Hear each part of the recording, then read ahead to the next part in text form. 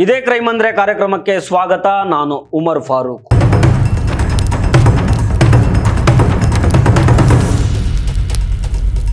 ಯಾರೋ ಅಪರಿಚಿತರು ಮನೆಗೆ ನುಗ್ಗಿದ್ರು, ನನ್ನ ಮುಖಕ್ಕೆ ಸ್ಪ್ರೇ ಹೊಡೆದು ನನ್ನ ಕೈ ಕಾಲು ಕಟ್ಟಾಕಿದ್ರು. ಅಷ್ಟೇ ಅಲ್ಲ, ನನ್ನ ಕಣ್ಣೆದುರೆ ನನ್ನ ಅತ್ತಿಗೆಯನ್ನ ಕೊಂದು ಆಕೆ ಕುತ್ತಿಗೆಯಲ್ಲಿದ್ದ ಚಿನ್ನದ ಸರವನ್ನು ದೋಚ್ಕೊಂಡು ಓಡೋದ್ರು. ಹೀಗೆ ಪೊಲೀಸರ ಮುಂದೆ ಕಣ್ಣೀರಿಟ್ಟು ಕತೆ ಕಟ್ಟಿ ಇಡೀ ಊರನ್ನೇ ನಂಬಿಸಿದ್ದ ಆ ನಾದಿನಿಯೇ ಅಸಲಿ ಹಂತಕಿ ಅಂದ್ರೆ ನೀವು ನಂಬ್ತೀರಾ? ನಂಬಲೇಬೇಕು. ಚಿಕ್ಕಬಳ್ಳಾಪುರದಲ್ಲಿ ನಡೆದ 23 ವರ್ಷದ ಪುಷ್ಪಲತಾ ಕೊಲೆ ಪ್ರಕರಣವನ್ನು ಕೇವಲ 24 ಗಂಟೆಗಳಲ್ಲಿ ಬೇದಿರಿಸುವ ಪೊಲೀಸರು ನಾದಿನಿ ಭವ್ಯಾಳ ಅಸಲಿ ಮುಖವಾಡವನ್ನು ಬಿಚ್ಚಿಟ್ಟಿದ್ದಾರೆ. ಮೈ ಜುಮ್ಮೆನ್ನಿಸುವ ಈ ಹತ್ಯೆಯ ಹಿಂದೆ ಒಂದು ಕರಾಳ ಬ್ಲ್ಯಾಕ್ ಮೇಲ್ ಸ್ಟೋರಿ ಇದೆ. ಹಾಗಾದ್ರೆ ಕೊಲೆ ಮಾಡಿದ್ದು ಯಾರು, ಅದಕ್ಕೆ ಕಾರಣ ಏನು, ಇದೆಲ್ಲವನ್ನ ಈ ವಿಡಿಯೋದಲ್ಲಿ ಡೀಟೇಲ್ ಆಗಿ ನೋಡ್ತಾ ಹೋಗೋಣ. ಆದರೆ ಅದಕ್ಕೂ ಮೊದಲು ನೀವು ಇನ್ನೂ ನಮ್ಮ ಚಾನಲ್ನ ಸಬ್ಸ್ಕ್ರೈಬ್ ಮಾಡಿಲ್ಲ ಅಂದರೆ ದಯವಿಟ್ಟು ಸಬ್ಸ್ಕ್ರೈಬ್ ಮಾಡ್ಕೊಳ್ಳಿ. ಹಾಗೆ ಈ ವಿಡಿಯೋವನ್ನು ಕೊನೆಯ ತನಕ ಮಿಸ್ ಮಾಡದೆ ನೋಡಿ.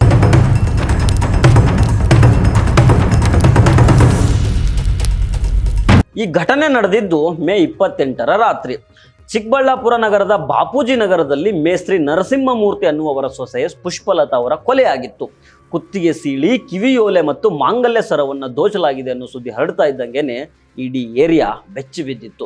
ವಿಷಯ ತಿಳಿದು ಸ್ಥಳಕ್ಕೆ ಬಂದ ಪುಷ್ಪಲತಾ ಅವರ ತಂದೆ ಮಹೇಶ್ ಮತ್ತು ತಾಯಿ ಲಕ್ಷ್ಮಿ, ಇದು ದರೋಡೆಯಲ್ಲ, ಇದು ವ್ಯವಸ್ಥಿತ ಕೊಲೆ, ಅಳಿಯನಿಗೆ ಅಕ್ರಮ ಸಂಬಂಧ ಇತ್ತು, ಅದಕ್ಕೇನೆ ಸುಪಾರಿ ಕೊಟ್ಟು ಮಗಳನ್ನ ಕೊಲೆ ಮಾಡಿಸಿದ್ದಾರೆ ಅಂತ ಗಂಭೀರ ಆರೋಪ ಮಾಡ್ತಾರೆ.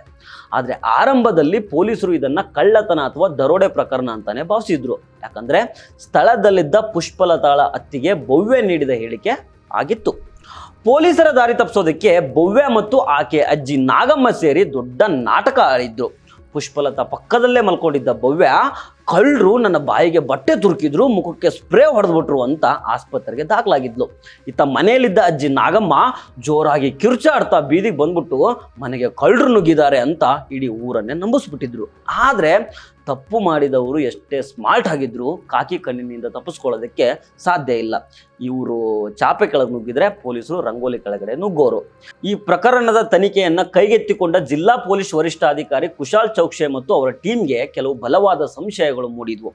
ಮೊದಲನೇದಾಗಿ, ಶವದ ಕುತ್ತಿಗೆಗೆ ಆಳವಾಗಿ ಇರಿದಿರಲಿಲ್ಲ ಮತ್ತು ಹೆಚ್ಚಿನ ರಕ್ತಸ್ರಾವವು ಆಗಿರಲಿಲ್ಲ. ಎರಡನೇದಾಗಿ, ಮರಣೋತ್ತರ ಪರೀಕ್ಷೆಯ ವರದಿಯಲ್ಲಿ ಉಸಿರುಗಟ್ಟಿಸಿ ಕೊಲೆ ಮಾಡಲಾಗಿದೆ ಅಂತ ಬಂದಿತ್ತು. ಮೂರನೇದಾಗಿ, ಕಳ್ಳರು ಬಂದಿದ್ರೆ ಬಾಗಿಲು ಹೊಡಿಬೇಕಿತ್ತಲ್ವಾ, ಆದರೆ ಮನೆಯ ಬಾಗಿಲು ಹೊಡೆದ ಯಾವುದೇ ಕುರುಹುಗಳು ಇರಲಿಲ್ಲ.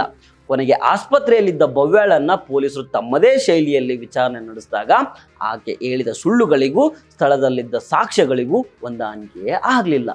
ಪೊಲೀಸರು ಮತ್ತಷ್ಟು ಬಿಗಿಗೊಳಿಸಿ ಪ್ರಶ್ನೆಯನ್ನ ಕೇಳಿದಾಗ ಆಕೆ ಅಸಲಿ ಸತ್ಯವನ್ನು ಒಪ್ಕೊಂಡ್ಬಿಟ್ಲು. ಆಗ್ಲೇ ನೋಡಿ ಈ ಕೊಲೆ ಹಿಂದಿನ ಅಸಲಿ ಕರಾಳ ಸ್ಟೋರಿ ಬಯಲಾಗಿದ್ದು. ಹಾಗಾದ್ರೆ ಕೊಲೆಗೆ ಅಸಲಿ ಕಾರಣ ಏನು ಗೊತ್ತಾ? ಆರೋಪಿ ಭವ್ಯಾಳಿಗೆ ಹೊಸಕೋಟೆಯ ವ್ಯಕ್ತಿಯೊಬ್ಬರ ಜೊತೆಗೆ ಮದುವೆ ಆಗಿತ್ತು. ಆದರೆ ಮದುವೆಯ ನಂತರ ಕೂಡ ಈಕೆಗೆ ಬೇರೊಬ್ಬ ಗೆಳೆಯನ ಜೊತೆಗೆ ಸಂಬಂಧ ಇತ್ತು. ಆ ಗೆಳೆಯನೊಂದಿಗಿನ ಭವ್ಯಾಳ ಖಾಸಗಿ ಕ್ಷಣಗಳ ವಿಡಿಯೋ ರೆಕಾರ್ಡ್ ಆಗಿತ್ತು.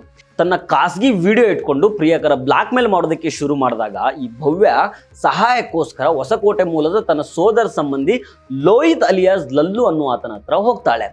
ಲೋಹಿತ್ ಅವಳಿಗೆ ಸಹಾಯ ಮಾಡೋದಾಗಿ ನಂಬಿಸ್ತಾನೆ. ಅದನ್ನು ನಂಬಿದ ಭವ್ಯ ಆ ವಿಡಿಯೋಗಳನ್ನು ಲೋಹಿತ್ಗೆ ಕಳಿಸ್ಬಿಡ್ತಾಳೆ. ಆದರೆ ಕತೆ ಇಲ್ಲಿಗೆ ಮುಗಿಲಿಲ್ಲ. ಯಾರನ್ನ ನಂಬಿ ವಿಡಿಯೋ ಕಳಿಸಿದ್ಲೋ ಅದೇ ಲೋಹಿತು ಈಗ ಭವ್ಯಾಳಿಗೆ ರಿವರ್ಸ್ ಬ್ಲಾಕ್ ಮೇಲ್ ಮಾಡೋದಕ್ಕೆ ಶುರು ಮಾಡ್ತಾನೆ. ವಿಡಿಯೋ ವೈರಲ್ ಮಾಡೋದಾಗಿ ಬೆದರಿಸಿ ಈಗಾಗಲೇ ಭವ್ಯಾಳಿಂದ ಬರೋಬ್ಬರಿ 6 ಲಕ್ಷ ರೂಪಾಯಿ ವಸೂಲಿ ಮಾಡಿದ್ದ. ಆದರೂ ಆತನ ಆಸೆ ತೀರದೆ ಮತ್ತೆ ಹಣಕ್ಕೋಸ್ಕರ ಪೀಡಿಸ್ತಾ ಇದ್ದ. ಲೋಹಿತ್ಗೆ ಕೊಡಲು ಹಣವಿಲ್ಲದೆ ಕಂಗಾಲಾಗಿದ್ದ ಭವ್ಯ ಈ ವಿಷಯವನ್ನ ತನ್ನ ತಾಯಿ ವಿಜಯಲಕ್ಷ್ಮಿ ಹತ್ರ ಹೇಳ್ತಾಳೆ. ಆಗ ತಾಯಿ ಮತ್ತು ಮಗಳು ಸೇರಿ ಹಣಕ್ಕೋಸ್ಕರ ಮನೆಯಲ್ಲೇ ಇದ್ದ ಸೊಸೆ ಪುಷ್ಪಲತಾಳ ಮಾಂಗಲ್ಯ ಸರ ಮತ್ತು ಚಿನ್ನಾಭರಣ ದೋಚೋದಿಕ್ಕೆ ಭಯಂಕರ ಸ್ಕೆಚ್ ಹಾಕ್ತಾರೆ.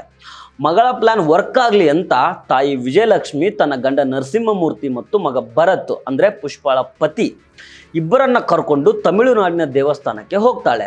ಇನ್ನೊಂದು ಕಡೆ ಪುಷ್ಪಲತಾ ಮತ್ತು ಪತಿ ಭರತ್ ಕೌಟುಂಬಿಕ ಕಲಹದಿಂದ ಪ್ರತ್ಯೇಕವಾಗಿ ಇರ್ತಾರೆ. ಆದರೆ ಪ್ಲಾನ್ ಪ್ರಕಾರ ಭವ್ಯ ಮನೆಯವರೆಲ್ಲ ದೇವಸ್ಥಾನಕ್ಕೆ ಹೋಗಿದ್ದಾರೆ, ರಾತ್ರಿ ಮಲ್ಕೊಳ್ಳೋದಿಕ್ಕೆ ಇಲ್ಲಿಗೆ ಬಾ ಅಂತ ಪುಷ್ಪಲತಾಳನ್ನ ತನ್ನ ಮನೆಗೆ ಕರ್ಸ್ಕೊಳ್ತಾಳೆ. ಮೇ 28ರ ರಾತ್ರಿ ಪುಷ್ಪಲತಾ ಮಲ್ಕೊಂಡಿದ್ದಾಗ ಭವ್ಯ ಮೊದಲೇ ಪ್ಲಾನ್ ಮಾಡದಂತೆ ಬಾಗಿಲು ತೆರೆದಿಡ್ತಾಳೆ. ಮನೆಗೆ ನುಗ್ಗಿದ ಲೋಹಿತ್ ಮಲಗಿದ್ದ ಪುಷ್ಪಲತಾಳನ್ನ ತಲೆ ದಿಂಬಿನಿಂದ ಉಸಿರುಗಟ್ಟಿಸಿ ಕೊಲೆ ಮಾಡ್ತಾನೆ. ಆಕೆ ಸತ್ತಿದ್ದಾಳೆ ಅಂತ ಕನ್ಫರ್ಮ್ ಮಾಡ್ಕೊಳ್ಳೋದಕ್ಕೆ ಚಾಕುನಿಂದ ಕುತ್ತಿಗೆ ಸೀಳಿ ಕುತ್ತಿಗೆಯಲ್ಲಿದ್ದ ಮಾಂಗಲ್ಯ ಸರ ಕಿವಿ ಓಲೆಗಳನ್ನು ಕಿತ್ಕೊಂಡು ಪರಾರಿ ಆಗ್ಬಿಡ್ತಾನೆ. ಇದಾದ ನಂತರನೇ ಭವ್ಯ ಬಟ್ಟೆ ಹರ್ಕೊಂಡು ದರೋಡೆಯ ನಾಟಕ ಆಡ್ತಾಳೆ. ಆದರೆ ಕೇವಲ 24 ಗಂಟೆಗಳಲ್ಲಿ ಚಿಕ್ಕಬಳ್ಳಾಪುರ ಪೊಲೀಸರು ಈ ಇಡೀ ಕೊಲೆಯ ರಹಸ್ಯವನ್ನ ಭೇದಿಸಿದ್ದಾರೆ. ಪ್ರಮುಖ ಆರೋಪಿಗಳಾದ ನಾದಿನಿ ಭವ್ಯ ಮತ್ತು ಸೋದರ ಸಂಬಂಧಿ ಲೋಹಿತ್ ಕುಮಾರ್ನನ್ನು ಬಂಧಿಸಿ ಕಳುವು ಮಾಡಿದ್ದ ಚಿನ್ನಾಭರಣಗಳನ್ನು ವಶಕ್ಕೆ ಪಡ್ಕೊಂಡಿದ್ದಾರೆ. ಅಷ್ಟೇ ಅಲ್ಲ, ಈ ಕೃತ್ಯಕ್ಕೆ ಸಾಥ್ ನೀಡಿದ ತಾಯಿ ವಿಜಯಲಕ್ಷ್ಮಿಯನ್ನು ಕೂಡ ಪೊಲೀಸರು ವಶಕ್ಕೆ ಪಡೆದು ವಿಚಾರಣೆಯನ್ನು ನಡೆಸ್ತಾ ಇದ್ದಾರೆ. ಪೊಲೀಸರ ತನಿಖೆಯಲ್ಲಿ ಪುಷ್ಪಲತಾಳ ಪತಿ ಭರತ್ ಮತ್ತು ಮಾವ ನರಸಿಂಹಮೂರ್ತಿ ಅವರ ಯಾವುದೇ ಪಾತ್ರ ಇಲ್ಲ ಅನ್ನೋದು ಸ್ಪಷ್ಟ ಆಗಿದೆ. ಕ್ಷಿಪ್ರವಾಗಿ ಕಾರ್ಯಾಚರಣೆ ನಡೆಸಿ ಕೇಸ್ ಭೇದಿಸಿದ ಪೊಲೀಸರಿಗೆ ಜಿಲ್ಲಾ ಪೊಲೀಸ್ ವರಿಷ್ಠಾಧಿಕಾರಿಗಳು ಶ್ಲಾಘಿಸಿದ್ದಾರೆ. ತಪ್ಪು ಮಾಡಿದವರು ಎಷ್ಟೇ ಬುದ್ಧಿವಂತರಾಗಿ ನಾಟಕ ಆಡಿದ್ರೂ ಕಾನೂನಿನ ಕಣ್ಣಿನಿಂದ ತಪ್ಪಿಸ್ಕೊಳ್ಳೋದಕ್ಕೆ ಸಾಧ್ಯನೇ ಇಲ್ಲ ಅನ್ನೋದಕ್ಕೆ ಈ ಘಟನೆಯೇ ಸಾಕ್ಷಿ. ಈ ವಿಡಿಯೋ ಬಗ್ಗೆ ನಿಮ್ಮ ಅಭಿಪ್ರಾಯವನ್ನು ಕಮೆಂಟ್ ಮಾಡಿ. ಇಂತಹದ್ದೇ ಕ್ರೈಮ್ ಸ್ಟೋರಿಗಳಿಗಾಗಿ ನಮ್ಮ ಚಾನಲನ್ನು ಸಬ್ಸ್ಕ್ರೈಬ್ ಮಾಡಿ. ನಮಸ್ಕಾರ.